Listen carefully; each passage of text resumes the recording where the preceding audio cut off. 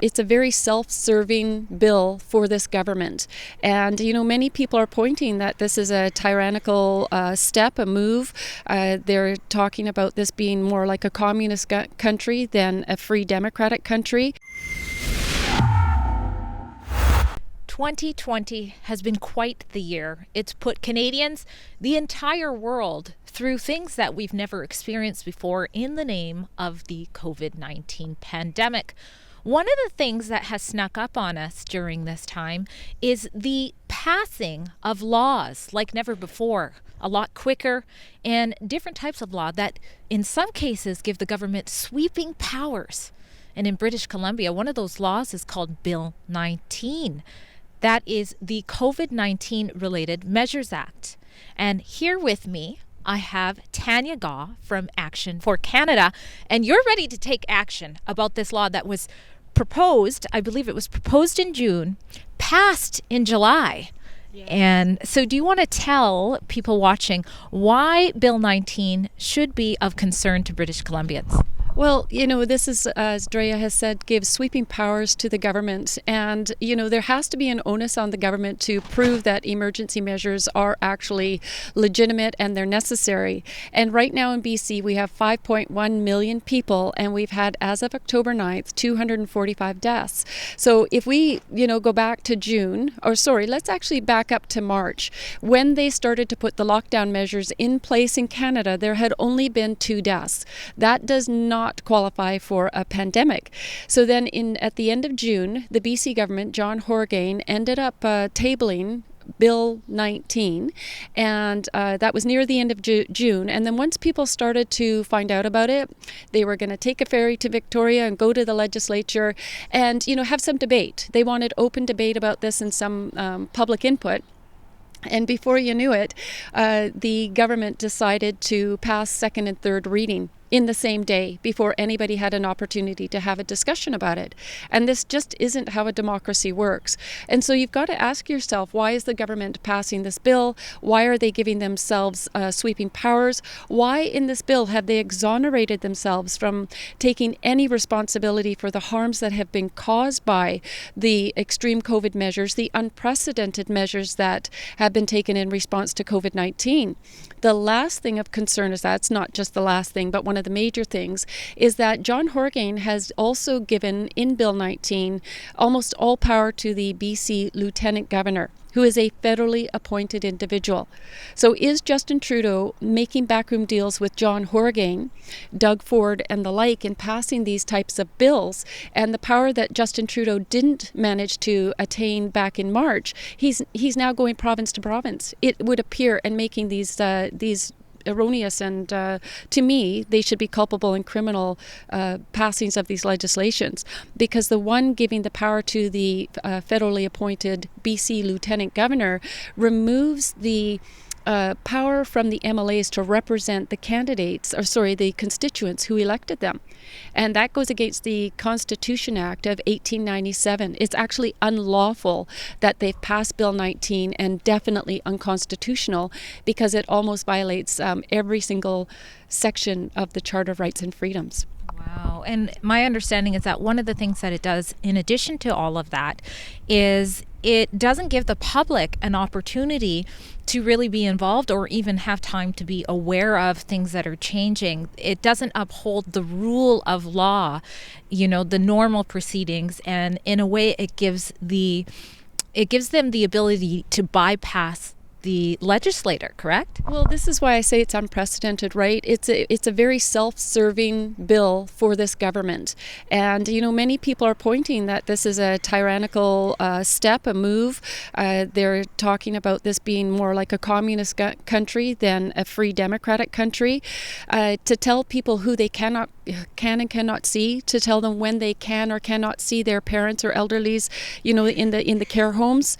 This is just, it's all kinds of wrong. We know that our elderly are being isolated, that they're dying alone, and as well, this is being called crimes against humanity. Since when in history have we ever done this to our elderly? as I say, every year we know that the flu comes and goes, and we always make every effort to take care of the elderly because they're more susceptible at this time, especially with chest infections and things of the like. Maybe on that point, I can say that I personally know someone whose parent ended up, elderly parent, nearly 80 years old, got signs of a chest infection. They were actually concerned about going to their doctor because they would be put in the hospital and possibly put on a ventilator, which is actually killing people. So where are we at, with this? Not only are our elderly, especially those with signs of dementia, unable to articulate themselves when they have to visit through a window or not be able to see their family, which is leading to people dying alone without somebody holding their hand. It's just awful. Yes, it is. And some of us have already been advocating for people to be aware about the harms of lockdowns, but we are seeing, the World Health Organization has come forward and pleading to leaders to not do lockdowns. In Ontario, a group of doctors, 20 or more, came together and said the same thing. So we are seeing awareness that lockdowns are not the way to go. But then yet in Ontario, we have what looks like another lockdown. And we just, in BC, got a majority government with the NDPs. And, Horgan said, when I get back to work on Monday, I'll be working at keeping you guys safe from the pandemic. And immediately on Monday, we see new restrictions. Inside of our own home, we are only allowed 6 other people. So you got to ask, are they getting towards another lockdown here?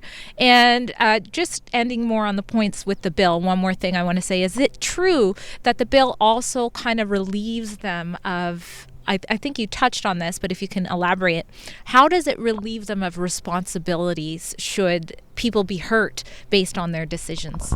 Well, the bill itself exonerates them. It says that nobody can take action against them, basically, in layman's terms. So that's why I say it's a very self-serving bill. I believe that they had understood by the amount of backlash that was coming that people way back in April were seeing that this was a scam. I mean, Action for Canada wrote a letter to every single premier in Canada asking that they lift the lockdowns and get Canadians back to work because there wasn't anything legitimate to support that we were in the middle of a pandemic. You could go to my website, you can see videos of myself and others going into the hospital, walking straight into the hospital emergencies on April 23rd, and those emergency rooms were empty. Nobody was in the tents outside. So once the premiers, we had said in that letter as well that they would be held liable for the harms that were caused. Now, did this initiate these sorts of bills? I don't know, but I know that somehow they knew that people were going to have a legitimate reason to take action against them. Was it for the fact that people couldn't go to the hospital for essential services such as surgery or treatments that they made non-essential?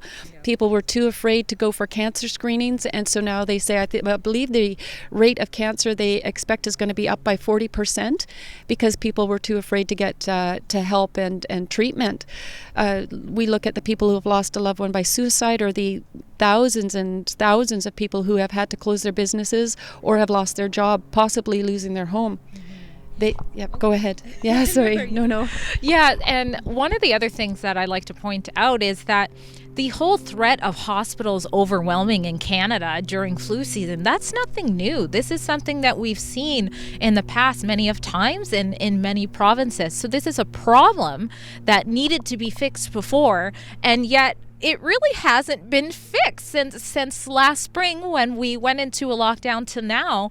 I haven't really seen the government making a lot of changes in hospitals to allow even just regular flu season for the staff there not to be overwhelmed. So now, Action for Canada, you're ready to take action, right? In particular for British Columbians about the bill. And also you're talking to businesses. You're trying to let business owners in particular know a few things. So why don't you touch on that? Yeah, so what we're doing is we've got a fundraising team together. It's actually just a general team that not only is focused on raising funds, but we also want to equip business owners, pastors, and the like with some knowledge knowledge about what their rights are, but also with the businesses what their duties are. So for businesses, we've created a postcard that we'll be handing out. The front and the back, it says, are you violating the constitutional rights of your employees and customers? And that by enforcing masks, your business could be liable for up to $35,000 in damages per incident. So the moment that somebody comes in without a mask on, if you're mandating, like a lot of the Starbucks are doing, I've heard horrible stories about what they're doing to people. If you cannot come in and be served if you're not wearing a mask. Well, for people that have an official exemption and have a doctor's note, you are not permitted to ask them to see that exemption or what their medical exemption is. In doing so, you are violating their privacy rights, and they could then go and file a human rights complaint against you and even take you to civil court, and that's where it comes into suing you up to $35,000. And this is becoming public knowledge. So businesses are going to be hurting once people start filing, and I think there's enough people who are fed up with the overreach of the government and the fact that it is not legislated in BC. Masks are not legislated. They are recommended by Bonnie Henry. There are several different words that they're using, but there is no law saying that anybody has to wear a mask in BC. I think that Bonnie Henry, as of yesterday, says it's to be expected, but that doesn't override an exemption. And you're right, we've done examples of that. You know, I think a lady was around 77 and couldn't get into McDonald's. She was hooked up to an oxygen tank, and still they kicked her out and humiliated her. So, and this is a complete overreach. So there are some legal ramifications. And so what is Action for Canada doing to address the concerns with Bill 19? What are you guys working towards there? Well, we're raising the funds to commence legal action, and so we're upward of 29% of those funds, which within almost just over a month is fantastic. But, you know, we really want to get this going, so we're asking people to please come to Action for Canada and go to our donate page, and please, donate as generously as you can. Spread the word. Whether you're in BC or not, we're taking this action for all Canadians, because this is going to be happening province to provinces if we don't push back. And this government, John Horgan, Bonnie Henry and the like, are the ones that, will be commencing this action against, because, as I said, there is an onus on them to provide the evidence that these lockdown measures are valid, that they're necessary. And when you've got 245 deaths in a flu season, then we're actually going anything after September is into the next year flu season. So it's not even 245 deaths. So we really need to start to think critically, understand that the masks are not mandatory, walk into the stores. The reason that Walmart and Superstore and the rest, I can walk into any store I want basically, and they'll offer a mask and I'll say no thank you, and I'll continue on and go and do my shopping. The reason is because they know that it is not law to wear a mask and that they would be in violation. So it's just such a shame that they're going ahead and following along with this. I reached out personally to Canadian Superstore, to their head office, and I said, we'd like to boycott Walmart, and we'd like to give Canadian Superstore our business, because Canadian Superstore is all about Canadian. And they refused. And the more I went up the chain, I found out that they're huge supporters of the Liberal government, and they're really not interested in walking away from all the propaganda and supporting Canadians. So, go and support the little guys, go and support the corner stores, whatever you got to do. But don't give these guys your business at this point, because they are part of the problem.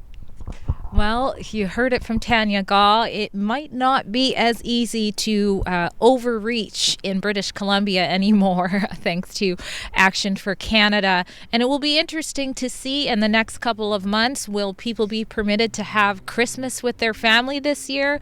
I don't know. We just don't know.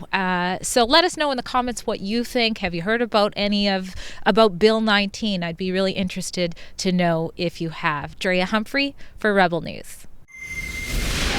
Here at Rebel News, we bring you the other side of the story, and in many cases, it can be unsafe to do so. That's why when our supporters donate at journalistdefensefund.com, it means so much to us. If you head to journalistdefensefund.com, you can donate towards covering the costs of when we need bodyguards and or lawyers to help to keep us safe both physically and legally when we bring you the other side of the story. We appreciate your support.